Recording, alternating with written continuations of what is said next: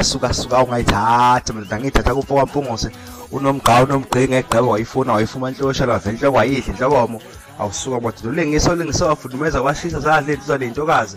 uyoba uyithula ke leyo ndawo ngithi kuphi la ufika khona lombukiso kunyaka 2022 ngicela ukunibingelela futhi sayimina leyo ndawo uFoka Nkeshekeshe ngithi na kulonyaka salokho siqhubekele nje awubambe la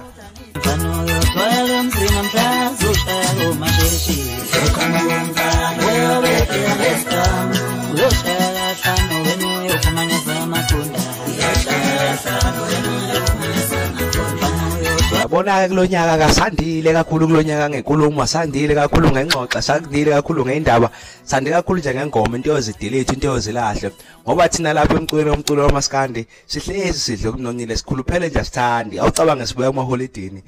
mthandi umculo kaMkaskandi nomculo wesintu ngithanda ukukufisela nje ilokotho ezinhle kulonyaka ka2022 engathi nje konke kungahamba kahle kulonyaka zonke ifiso zonke sifeze kodwa ke mina sengiqalile sengikhuphuka ngaleyo ndaba yokuthi ukhuzani ke kulonyaka ke sevele wavunywa umfowabo wamaphumulo lapha na uBlack Coffee njengoba simazi ukuthi uBlack Coffee inqalabutho ilegend la emculweni wehouse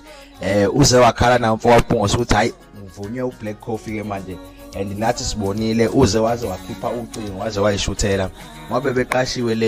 bebeqashwe eNgcobo beqashwe khona uBlack Coffee noKhuzani ngibone ngathi kungaba udaba ongamele ukuthi ngereport lo because ungumculo omkhulu ngendlela esimanga uBlack Coffee ukuthi nje uKhuzani uyakhona ukuthi akwazi ukuthi associate naloko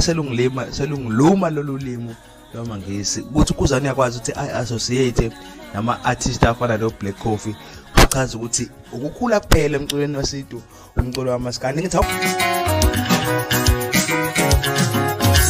Jabule nindera mabala noma ngesese nindera mabala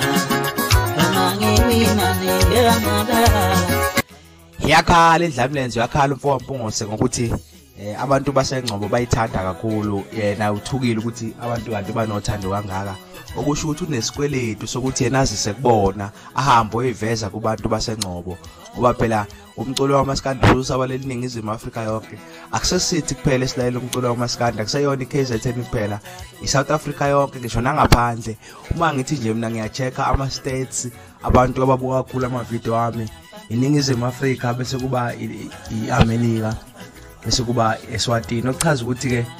siyakuthanda nathi macingwane eSwatini wawazi kona mthando womculo wesintu ukuthi ngikhuluma ngani hayi mina umJJ Vetevete bafazi bakhangile bavulela ikhandlela uFoka Nkeshekeshe uphusha umntewela umzukulu kaMasoka isingethe lona libova ibhunu libova ikhaladi